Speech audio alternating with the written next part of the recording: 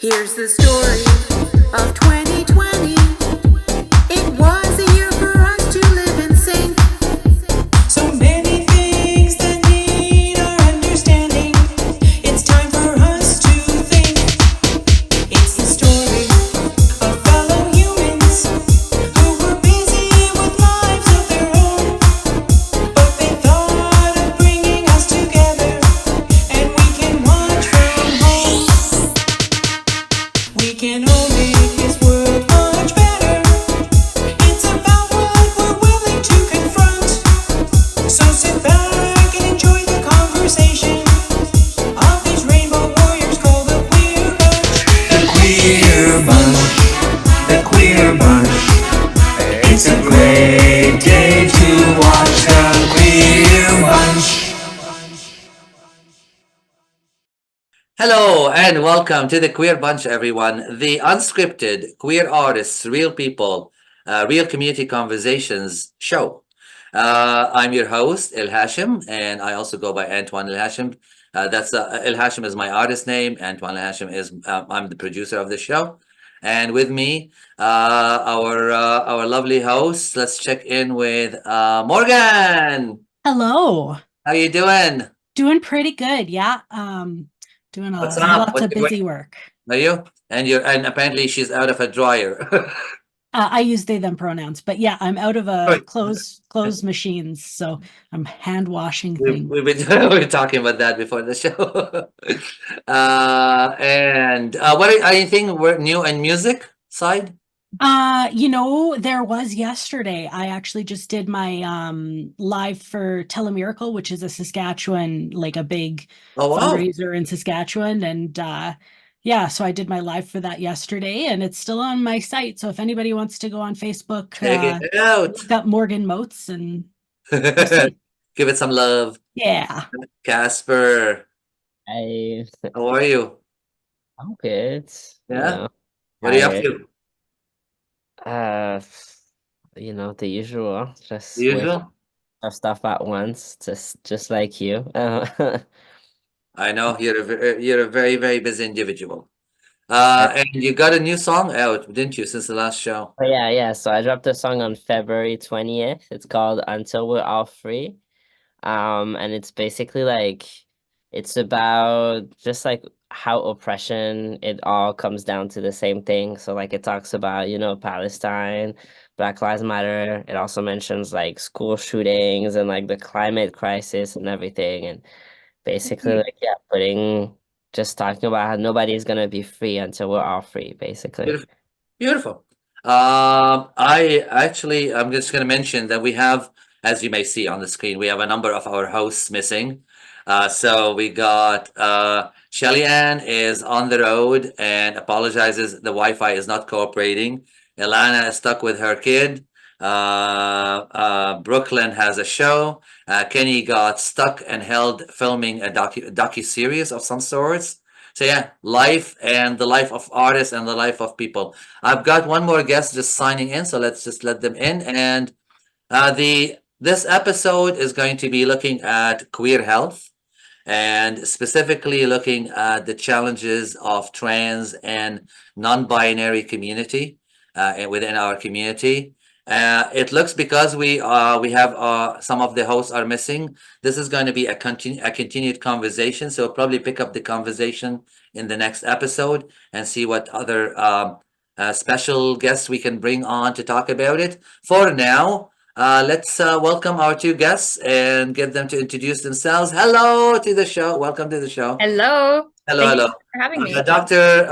Brabant. Yes. Why don't you introduce yourself? Tell us a bit about you, your background. Absolutely. Yeah. So my name is Dr. Carissa Brabant. I am a family physician and I work out of Moose Jaw. My pronouns are she, her. And I am very proud and happy to be one of the newer transgender care providers in our province. It's been a very rewarding part of my career. So when I was invited to this, I was very, very happy to try and make this work. And thank you guys so much for forgiving me for being a little bit late. I do apologize for that. Oh, no worries. We just started, so we're good. And Nick, introduce yourself, please. Yes, thanks for having me. My name is Nick Muley. I'm a professor of social work cross-appointed to sexuality studies. I teach in both areas at York University in Toronto. And I'm also a psychotherapist in private practice, providing counseling services to us LGBTQ plus communities here in Toronto. Thank you. Welcome both to the show. We are going to take a quick break and we'll just come back and dive into the topic.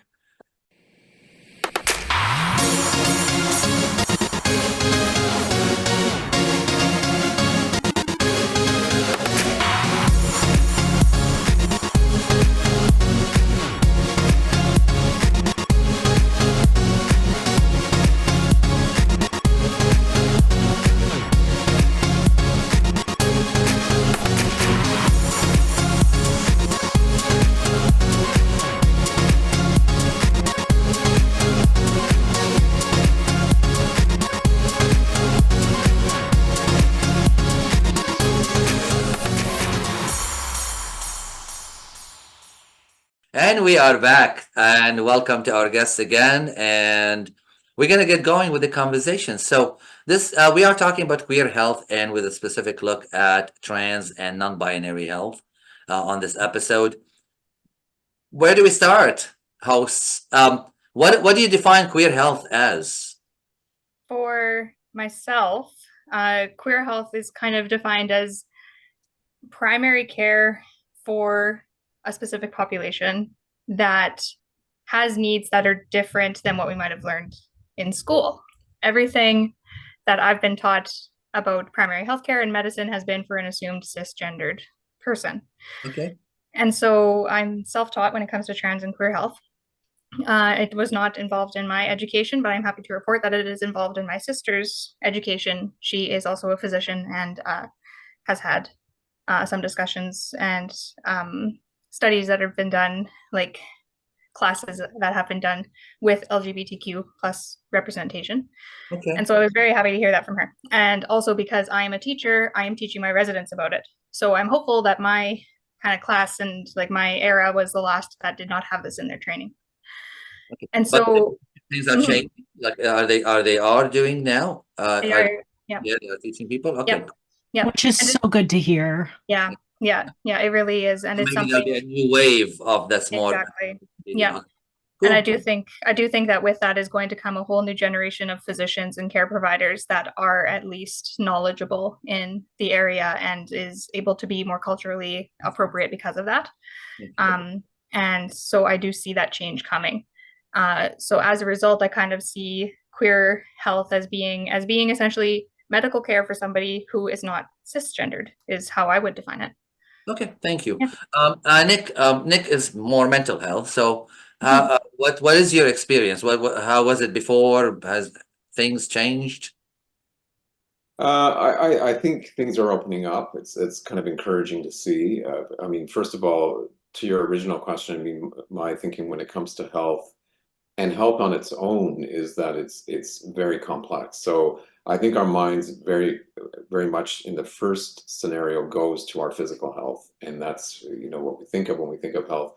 But there is also mental health, there is psychological health, there's spiritual health, right? There's all kinds of levels of health that we should never lose sight of in terms of our own health and well-being. And then when we attach queerness to it, there's a uniqueness there, right? Our experiences as queer people are very different than those that are cisgendered, those that are straight, and being raised in a world, for all of us, being socialized in a world that doesn't accommodate us very well will impact our health. And so when you combine the two, I think we need to pay closer and more special attention to that, and the healthcare system needs to do that as well. Thank you. Yeah, and that's how I see health, body and mind combined together to create a healthy person, a healthy life. Cxsper, Morgan, any thoughts from your end? Very much. Do you want to go first or second? Go ahead. Okay. So that's definitely how health is. There's a bunch of things that have to come together holistically for someone to be healthy. For queer and trans health, though, there's a previous barrier And then there's the systemic stuff. So the previous barrier is before you can even get to any healthcare of any kind, you've got to sort doctors into 3 categories. There's the ones that are trans or homophobic that you just don't want to see at all. There's the ones that just don't know anything that you'd have to educate, and you've got to decide whether you're willing to do that education for them for free or while paying them or not. And then there's the ones that are actually knowledgeable and specialized and can do a good job. And the trouble with them is you can't get in to see them because everybody wants to get in There's to see limited. them. Okay, there's limited. So you've got problems no matter what kind of doctor you've got, but you've got to sort them out in order to decide which problems you want. But then on top of that, with queer and trans health, there's actually, like, there are studies showing that people who are queer and trans have more negative health outcomes than people who are cisgender and straight. Like we've got systemic stuff going on because of our oppression, because we can't get the healthcare we need when we need it, and so things get worse instead of better. We've got, you know, more likelihood of having mental health difficulties because we're living in a society that oppresses us. We've got more likelihood for having physical health outcomes that aren't good because we don't necessarily trust our doctors. So, Oh, you know, there's queer and trans health is fraught. Thank you. Casper, any thoughts on that? I mean, for me, the way that I see queer and trans health, I feel like I'm a migrant, and I'm racialized, so I feel like I can't even get to think about that because I just don't have access to healthcare, period. You Right. know? So, yeah, and so I feel like that's also, you know, what Morgan said. There's doctors in 3 categories, but then when you're a migrant, you have to get rid of the doctors who, you know, will not see you if you don't have insurance. And then if you're racialized, you have to get rid of the doctors who will treat you different because you're racialized. Like there was this doctor I remember in Florida who used to be like 10 years ago when I started my transition, who would do everybody's top surgery. Like everybody and their mama got top surgery there. Like it was the trans guy, top surgeon in Florida. I don't know what his name was, but it sounded like it came out of the Hunger Games. Something like Crane or some Seneca Crane. They were gonna call him Seneca Crane. Um, and every, you know, back then on YouTube, you had a bunch of, you know, obviously trans men documenting their transition, but they were all white. And so the results were amazing. But every single time a Black guy went there, the results looked questionable. You know what I mean? Because there's also different, you know, when you get top surgery, there's different things that happen. For example, your nipples, if you have melanin, you can get discoloration. Like a lot of doctors do not know how to deal with that. And also this whole idea that like racialized people do not feel pain for some reason. And so, you know, for example, there are a lot of you know of health issues in the trans community, but white trans people have a lot more likelihood of being taken seriously when it comes to that, you know, even within the community and the way that the community views, for example, disabled trans people, you know. I was diagnosed with fibromyalgia. I was 18 years old. And in the community, there's no accommodation for me ever. When I talk about it, people don't believe me because I mean, I don't know. I'm a hip hop artist, so I'm never in pain, you know what I mean? And it's such a heartbreaking thing to Yeah, hear that that's been such a prominent issue. Like in healthcare, we always are taught, like we try very hard to be like, okay, you need to meet the patient where they are at and like help them with the needs that they have. If we're not even willing to acknowledge that those needs are real, then we're absolutely failing people. And that is a huge systemic issue. I can't say that it's going to be better within the next couple of years, but I do want to kind of throw out there that that mentality, I hope, and at least I expect in my own students, is changing. Thank Yeah, you. I mean, back too, so it doesn't help, you know. Yeah. Yeah, I just wanted to jump in because I think both Morgan and Casper made incredible points, very important points.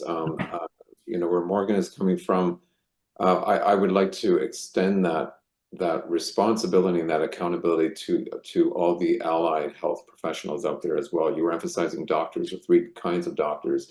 You know, nurses, public health nurses, psychiatrists, which for trans people or individuals who choose to transition, have to go through the psychiatric system. I mean, that is a very fraught, complex, and problematic thing that I'm very critical of. I've published on it. It's very annoying, but it's a reality.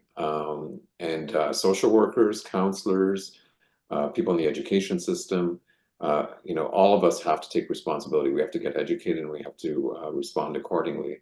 And the very compounded issues that Casper is raising is very real for us here in Canada. And I know some of the hosts here have come through this experience, and that is that, when you come to Canada, whether you come from a place where you were persecuted, or if you come as an asylum seeker or as a refugee, or even as an immigrant, Canada's painted as this great haven out there to go to if you're queer, but then you get here and we're not.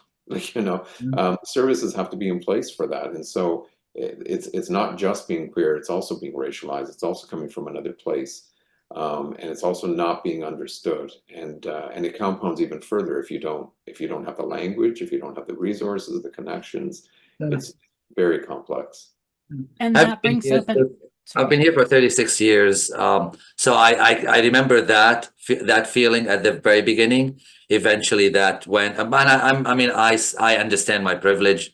I'm cis and gay, and I've got a lot of, I don't have the same experiences, but yes, the immigration part when I first started here or came here with the language barrier, all that sort of stuff made getting the help or the health that you need taken care of to be more challenging. Morgan, you were saying something? Well, and speaking of like the auxiliary health personnel, you don't get to choose a lot of the time. Like you can choose who your GP is to some extent, but their front desk staff, you have no say over that. They're like the nurses at the hospital, you have no say over that. Sometimes you get people who go in for like top surgery or something, and they happen to get a transphobic nurse, even though they've picked the trans-friendly doctor and done the best they could to filter out that negative and toxic stuff.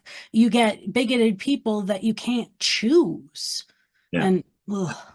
Yeah, that's accurate. And a lot of like I've hosted events. I worked with companies where you'd think that you're working with somebody who's understanding and welcoming, but it's the people underneath that have not been educated enough to be as welcoming and understanding.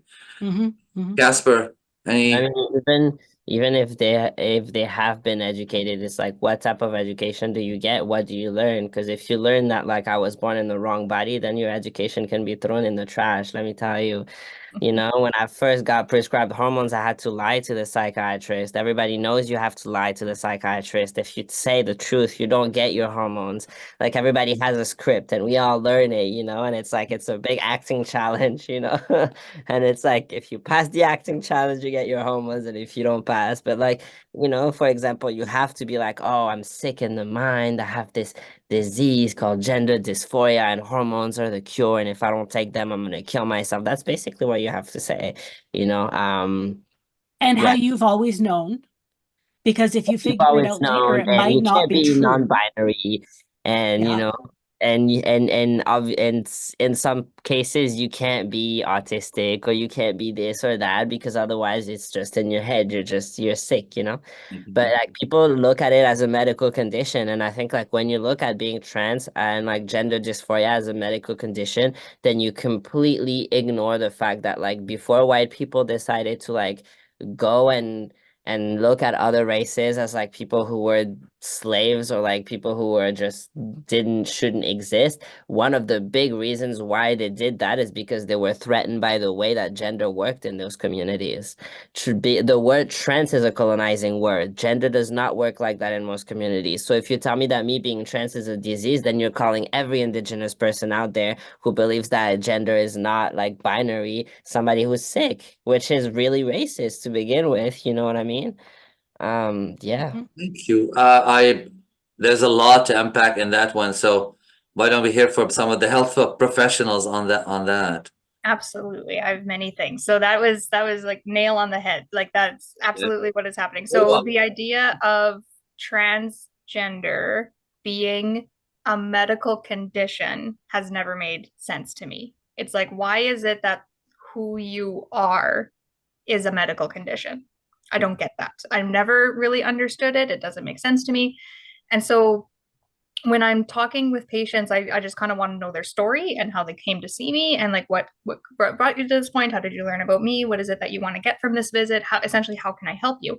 And my job is not to tell them you're not trans enough or you are not meeting criteria. My job is to make sure that their hormones are safe and that their hormones are being monitored properly and that they know the risks and benefits of the medication and that they know what to do if certain side effects show up and that they know what our monitoring and our management plan is going to be and we know what our targets are, but also the targets are just like kind of generic and it's really more about how you're feeling in your body that's more important. But also we can't let the estrogen levels get too high because then you might have a blood clot. Like we have to make sure that we're being safe, and that is my job, is to keep the patient safe, but not to tell them whether or not who they are is correct. Like that's not my job in this. That's not my role here. And I think part of the problem in medicine is that we are scared of fallback and we are scared of being sued and we are scared of like, oh, what if I'm wrong? And I think what we should be scared of is what if your entire point of view on this thing is wrong. And so I hope in the future, and like I feel like the other transgender providers and the other care providers that I've been working with at least have the same mentality, is that like you shouldn't need to hit diagnostic criteria in this and this in such a way, and if you're missing point B then you don't get hormones. It should very much be a like this is something that is required from a social, medical, psychological, spiritual standpoint, and how can we keep you safe and make sure that it is a safe medication for you. And this belongs in primary care. It does not belong in psychiatry because psychiatry doesn't understand all of the medical metabolic nuances that come with hormones and all the other changes that you need to watch out for. And it's a very complex endocrine system. And I don't want to, like, my fear is not about, oh, what if I give somebody like something that they don't actually need? My fear is, what if I go too fast and I overdose and I cause problems that way? What if I accidentally mess up their bone stabilization and like I accidentally give them osteoporosis over the course of like a 20-year period?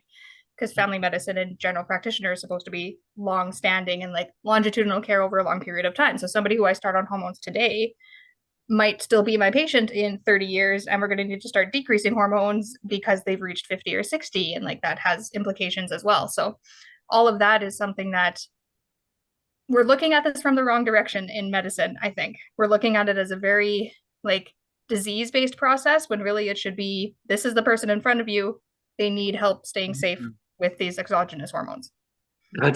You were right, Morgan. She is good. No, Yep. I think the problem is there's not a lot of more people like you, doctors like you, and the problem is that I'm assuming this is a rarity. We're starting to get luckier in Saskatchewan because there's like a coalition of There's a healthcare couple of providers. us. Yeah, okay. We all talk to each other, that kind of thing. Ooh, Yeah. all right. Yeah. Maybe not for us, maybe not Casper and Morgan, but maybe the next generation will have it differently and easier. Nick, what do you have to say on all of that from your perspective? I can really jump off from what you were just saying with regard to generationally, because we are communities that have quite a history when it comes to this sort of thing. We can just look back at the fact that at one time homosexuality was in the DSM, which is the Diagnostical Statistical Manual of. That wasn't long enough. Sorry, that wasn't that long ago either.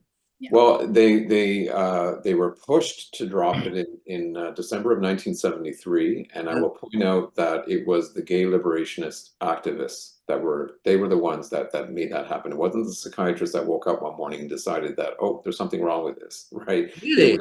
It was the gay liberation activists who were at the front lines putting pressure and calling them out for moralizing. That's what they were accused of. They were passing a social moralistic judgment on us as people, and forced them to drop it from the DSM. And so you fast forward to now. I mean, not long after that, they brought in the gender identity disorder in a very kind of blatant way, calling it a disorder. And it was only until the DSM-5 that's the most latest version, and I'm losing track of what year that came around, in the last 6, 7 years, 8 years, something like that, that they shifted that terminology to gender dysphoria. to try to soften it and try to claim it's not really a disorder, but people are struggling and they're suffering, what have you. But still, a critique of that is that this is still moralizing. This is still, and you know, as we just heard, it's problematic for psychiatry to be taking this up. It's very harmful. It's very damaging, and I think systemically this has to be challenged. Depending on the few, whether they're good-hearted physicians or psychiatrists, or those who are coming up in the ranks as transgendered physicians and psychiatrists, is not enough. There's just too many people out there who need these services, and the system has to respond accordingly. I saw Morgan's hand go up. Yeah, so there's a throwback there to talking about the script that we all kind of have to learn to follow if we want to get our health care. It's always got to be dysphoria now. It's always got to be, I feel terrible in my body. Yeah. Whatever. When like the focus there is on negativity. The focus there is on feeling uncomfortable and needing change. And like it would just be so much healthier if we would look at also the euphoria, the I put on boy clothes and I feel good. I'm proud of being this person, and I want to I'm be. proud of being this person. And like personally, as someone who everything I've done medically to transition has been a terrible decision just for me personally, just because of how it worked out with different like surgeons and all sorts of stuff. Being taught that script made me think, okay, so if I'm not a girl, I get the hormones, I get the top surgery, I do the thing. When what it should be is, okay, I'm a person first and foremost. I'm a trans person as well as that. And what do I need to be comfortable and feel euphoric in my body? Mm-hmm. What, like that should be the question that's asked, not how much dysphoria do you have? Because if you don't tick on the meter quite so high, then we don't care. Mm-hmm. Yeah, I've been really impressed. When you're talking. So, Yeah. I'm so sorry. I'm so sorry that anybody has to go through this. But, doctor. Yeah, I was just gonna say that it like a lot of my patients when they come to talk to me don't have dysphoria. I ask them like, what makes you uncomfortable in your body? And they say maybe not a lot, but it's just that I feel like one patient said it really, really well. They said, I've always known that I was handsome, but when I dress like this, I feel beautiful. And I thought, okay, that kind of hits the nail on the head. That made sense to me. That was like, okay, that I get that. I understand that. It was really about not trying to get rid of something, but trying to improve something else. And I think that's a difference there. The idea of a script makes me really sad because I do want my patients to know that they don't need to follow a script. Like I just want to know who you are. Because also if you follow a script, what if I give you too much testosterone and we go too far mask and then you're not comfortable? Like then we've gone too far the wrong way. Like I do have a few patients who are also like, they have said very clearly they are not transgender, they are non-gender binary, and they want more masculinizing features, so they don't want high dose testosterone. So we have to adapt the system to like adapt the medication. It's dangerous. It's dangerous. It's dangerous for everybody involved. There's no honesty in the relationship of the conversation. Exactly. Yeah. Because if I go in and I'm like, oh, my arm doesn't hurt, it's my leg that hurts, because that's what I'm taught to say, but it's my arm that's broken. How can you provide proper health care? Exactly. You're supposed to be as honest as you can with your doctor and your. Nick, sorry. Nick, do you see anybody who's struggling with that? Not in terms of my practice at this time. But certainly, in the communities, it's not. You don't have to look far, right? Everyone's having issues and struggles within the system, right? Because the system isn't. It's lacking that capacity. It's not set up for it. It is heavily cisgendered. It's heavily heterosexist, and it's problematic as a result. And so. That's why I was saying earlier, I mean, it really requires a lot of challenging. It really requires a lot of education as well. I'm encouraged to hear that there's more and more education when it comes to this in medical schools and nursing schools and social work schools and these settings, but it's still not near where it needs to be. People are not getting the education they need. And then they go out and they work with people and their lives, and it does become scary. And And it also speaks to the power of the DSM when we're talking about dysphoria, right? Because it creates a narrative. It creates a narrative that people have to box themselves into, fit themselves into. We've already heard some of our co-hosts say how you learn to lie to your psychiatrist, right? I mean, what's that say about the relationship? That's not a good doctor-patient relationship. I mean, we don't want people lying to us and stuff. So yeah, there's a lot of work to be done. Oh yeah. Yeah. Tons and tons of work, and it's not gonna be fast. We all know that it's not gonna be quick Or easy. or easy. No.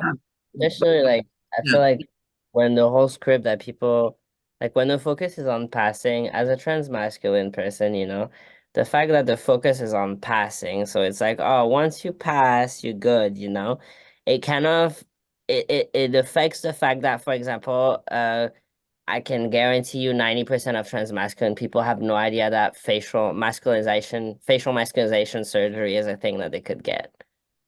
But a lot of people want that, but they don't know they can have it, because it's like, oh, but you already have a beard. People already call you he. So why do you need facial masculinization surgery? Or like, for example, like, I don't know, like cis people do gender affirming procedures all the time.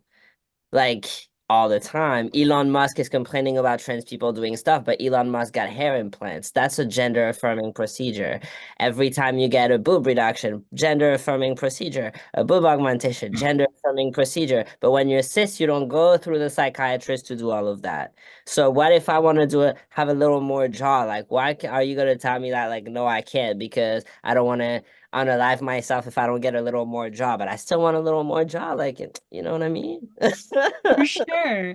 And like the other aspect of that is like I personally don't think that the problem is checking in with mental health care professionals when you are going to get a big thing done, so much as that it's only trans people that have to. I think everyone getting like just about any surgery out there should probably be checking in with a mental health professional to make sure that they're comfortable with it, that they actually know what's going to happen, that they know the risks and the side effects and all of that kind of thing. Like it should be thorough. It should be making sure people are sure. It should be checking in because someone who's had 7 boob jobs maybe needs psychiatry more than another boob job. Yeah. Fair Yeah, enough. But we're not focusing on that. We're focusing Mhm. on pathologizing trans bodies. Mm-hmm. and especially like I'm just gonna say it, but because we talk about intersectionality here, I'm just gonna say it. There's a whole trend out there of white people getting procedures to look racialized.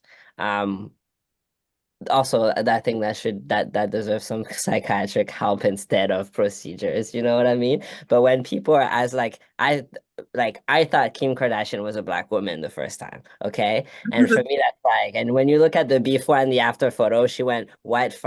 She was a white woman when she began. And so for me, it's like there's a whole. Why are people focusing on problematic of like procedures like that one when racism exists in the world and people are allowed to like just tell black people that they look ugly when they have big lips, but like meanwhile you're gonna get a procedure to get big lips and it looks good on you. Like, why don't we focus on things like that instead of telling trans people like, oh, you can't do this, you know what I mean?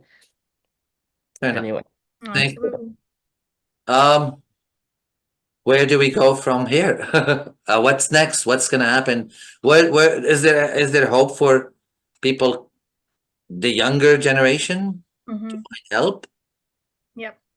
I think that there is the main thing is I've been reflecting on this in multiple ways. My hope is that every single generation is better than the one that was before it. And we have done a lot of really good work in medicine and in society in terms of being better than we were last generation. Yeah. I'm listening to like the Poor Historians podcast, which if you ever get a chance to listen to it, it's really funny. Bit of dark humor, so be ready for that.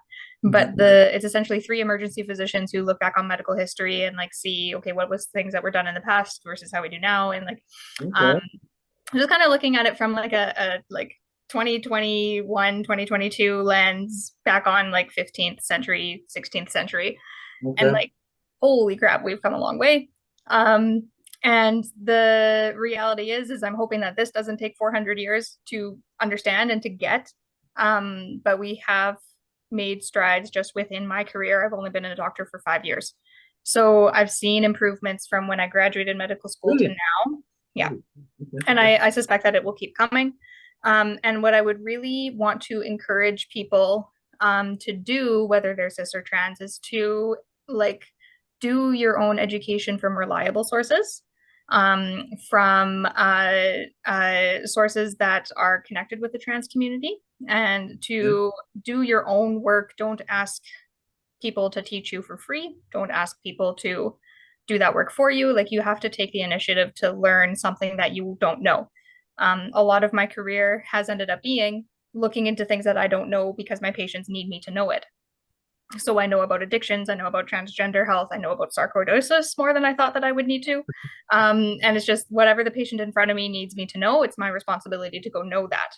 And so that's the message that I would put on to the next generation of physicians and the current medical students is it's what the patient in front of you needs you to know. That is your responsibility. So refreshing. Mhm. And- Nick, anything?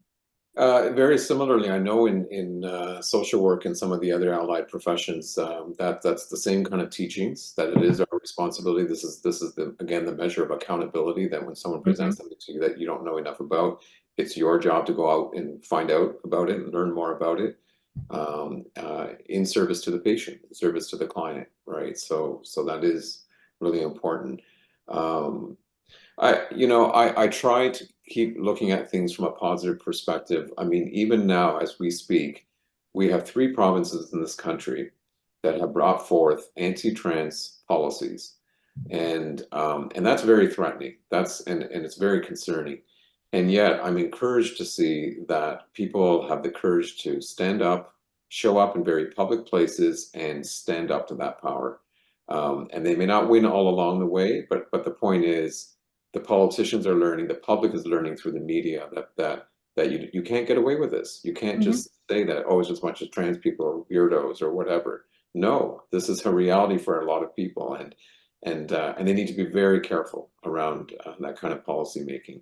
I'm located here in the province of Ontario, and we're grateful that no such policies are coming forward thus far. But we had a premier and our Minister of Education say very negative comments around regarding trans people and wanting to shift over to parental rights, right, over their children and youth who are questioning their gender, and the use of pronouns for that matter. So I'm encouraged that the community does come together, coalitions do form, people do gather, and they stand up to it, and they're going to learn that you can't just do this. And the way it was done here in Ontario is that it was a wedge issue. They were trying to distract from a disaster they caused with the green belt, and it was a scandal for them. And so to shift attention, they started making negative comments about trans people to distract everyone. And the pushback they got sent them a message: you don't get away with that. And as someone who's from Saskatchewan, which is one of the provinces that has that legislation now, using the notwithstanding clause. Oh my God, don't even get me started. I know, right? But we do see, like, I have been in discussions with people who are in what they call the Trans Health Coalition here in Saskatchewan. And we have 2 trans health navigators is what their job title is called right now in Saskatchewan. They do all of the legwork basically to get a patient connected with a doctor and to get a person needing a name change connected with the notary and whoever else they need to sign off on things and tell them about their criminal record checks and like do all of that legwork for the trans people. They are trans themselves, but they're doing so much legwork so that people can just be like, I don't know anything. Hey, Trans Health Navigator, can you tell me a thing? And they're supported by a bunch of actual like physicians and people in the healthcare industry who are supportive of trans people, and some of them are trans themselves. And seeing that, I'm like, we're in a not so good province politically, but we're in a great province for like grassroots efforts and people just taking the initiative to remember who we used to be when Saskatchewan was the place where you like help out your neighbor and you don't hurt anybody and you do what's reasonable instead of just doing whatever your political people tell you to do. And Yeah. like you know, they're throwing back to those days of doing what's reasonable and helping your neighbor. And Yeah. that's just so I see hope. I do. I see hope. I love that you're putting this message out. I mean, I've been in this space for 35 years. I've seen so many times when we thought things are getting better and hope, and then things go the wrong way, and then more hope. But we know what, we're gonna always be fighting, and we have to remember and remind our young generations and our youth that we're in a world where there are people, until more and more generations change and a lot of the dinosaurs go away, eventually maybe, but for now we still have to always keep fighting. And luckily we got people who are enlightened and fighting with us. So Yeah. Absolutely. 'Cause it can't Morgan, just be Cxsper, us. anything you wanna add, or you ask anything you wanna ask our doctors before we start wrapping up? For me, I'd like to just like, you know, Canada is, like we said before, it's a place where a lot of people come as refugees or as immigrants because being queer and being trans is not okay in other countries and stuff. All of those people don't have access to trans and queer health. So, you know, like you don't have health insurance, you don't get hormones.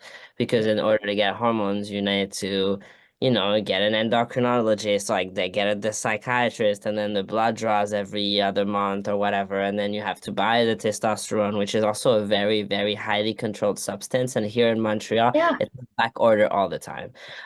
So all of that. And so, for example, for people like me, I don't have $1,000 to spend every month to get hormones.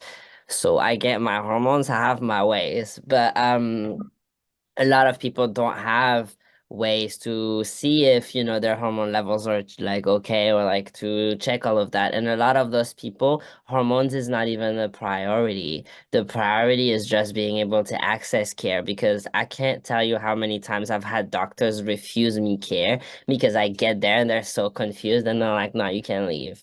You know, and the thing is, I'm a migrant, so I can't complain about it, right? So it's like any right that you have when you're a Canadian is gone when you're a migrant. And a lot of trans people come to Canada because they're like, oh, Canada, the land of the trans people. And everybody's like, yeah, you can change your name here. You can have hormones here. You can do all of that here. We have a list of trans-friendly doctors here. It's all nice.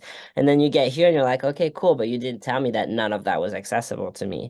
You know? And it goes like, I had at some point I had an open appendectomy. So they did the open appendectomy. They didn't even do the surgery that they do nowadays, you know, that like just two little dots and they fix it and it's all nice. They had to open me up like do the whole hardcore way. And then they send me home the next day with a prescription for Tylenol. Okay.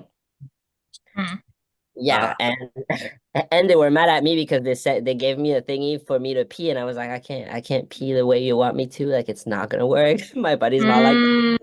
And I got yelled at several times, and I had nurses coming in my room looking at the name on the paper and be like, "Oh no," and then leaving. And I had a nurse that literally like had to sneak in some oxy because she was like, "You're not gonna be able to do it." And with Tylenol, it took me 3 weeks to be able to walk again after that surgery. You know, like I was in so much pain, I had to ask my friends for drugs, and it's like.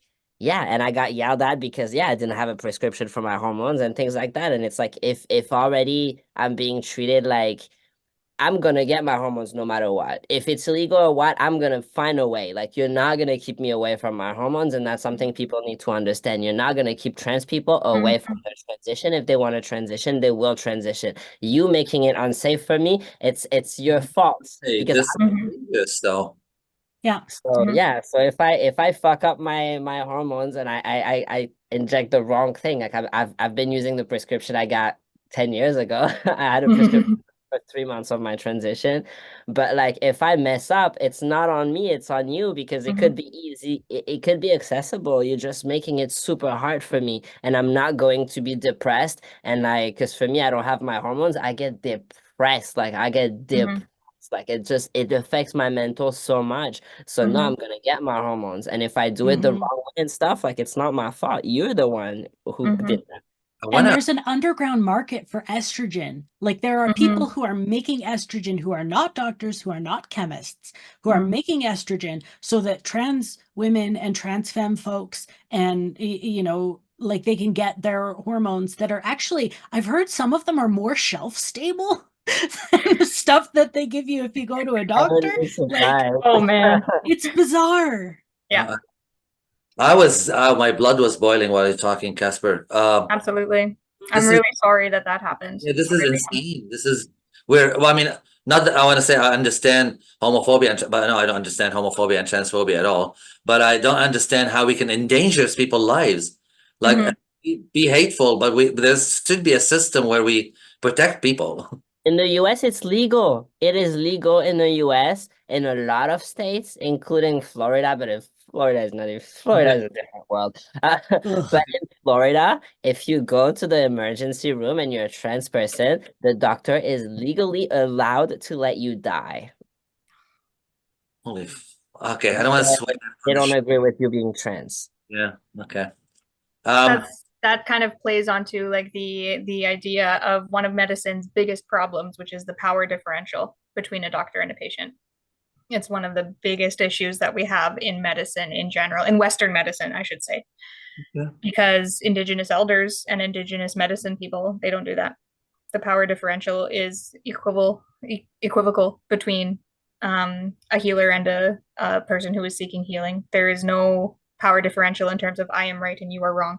It's one of Western medicine's greatest weaknesses is that power differential, and it hurts people every single day. This feels completely wrong. Mhm. Nick, we need to start wrapping up, but any last thoughts? Nick, maybe? Just again, a feeling of encouragement that the fight has to go on. I think Antoine, you said it right a little earlier on when you said we've always been fighting. We're always going to be fighting. I really credit the trans and the communities that are will not get themselves boxed in one gender or another for really pushing how we look at gender. I think there's really quite a revolution happening. Sometimes you don't know it when you're in the middle of it, but I really think it is happening, and it's probably more pronounced in large urban centers like Toronto, Vancouver, Montreal, Calgary. Some of the larger cities. But it's filtering out, as we were talking before about some of the provincial policies. Once that hits the mainstream in the media, people start to learn, people start to see, and they have to face their own biases. They have to start to question their own thinking on this. And I'm really seeing it. Just this concept, the symbolism of pronouns, right? Has everyone questioning their gender? Has everyone looking at it differently? The binary is being seriously questioned, and I think that's quite revolutionary, and I look forward to seeing it I continue. think I very, very much agree. Same thing. Like I was when I started, I was in an environment in queer media where it was gay, lesbian. I knew trans friends, but it wasn't a conversation about our pronouns or any of that. And in the last number of years, as this conversation is starting to get louder, I feel privileged to learn a lot more about what's the realities of people out there and what have you. So yeah, I'm totally with you, Nick, on that. Yeah. And that's what we need. We need people willing to learn, and we need people willing to actually listen to trans people, especially trans people of color, about what their lives are like, about what their struggles are, about what we have to go through. Because if people are listening and genuinely listening from the heart, they're going to fight with us. And we need that so badly. And speaking of fighting, before we end, I do want to throw out there, just like last time, that like Palestine is a genocide going on right now, and there are queer and trans people there. So this is related to the show, but even if it weren't, there are terrible things happening in the world, and we need to fight for better. We always need to fight for better. We always need to fight for better. Okay, Yes. let's close the segment and come back to say goodbye. Don't go anywhere. We'll be right back with the host and our lovely guests.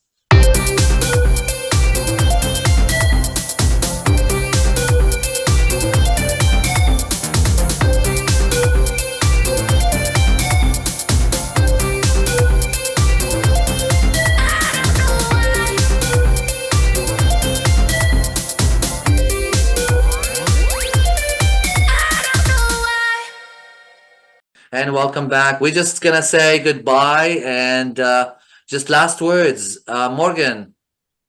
Thanks everybody for watching and listening. And this is for the trans folks out there and gender nonconforming folks, like, thank you for existing, and I hope you keep doing so.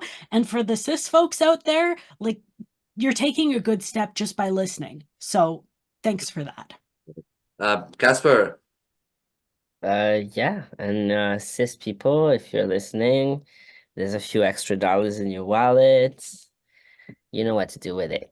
Mutual aid. I love it. Rabans, thanks for being on the show with us. Thank And you all so much for having me. awesome information. What would you have to say to close this? I think the main message that I am taking away from this is the fight for better. That is now going to be a mantra for me. I like that. I like that. It's very simple. It's very to the point, and it gets the message across. So Warm. yeah, exactly. The fight for better, and that is, I recognize my position of power in a system that does not help the LGBTQ community very much. So I want to just acknowledge that I am both part of the solution and part of the problem, and I hope that in the future there will be less problem and more solution. We appreciate you hugely. Nick. Yeah, thanks for having me as well. And I similarly want to say that we have to continue this fight. It's really important because our health matters. It really, really matters. And we have to take care of one another.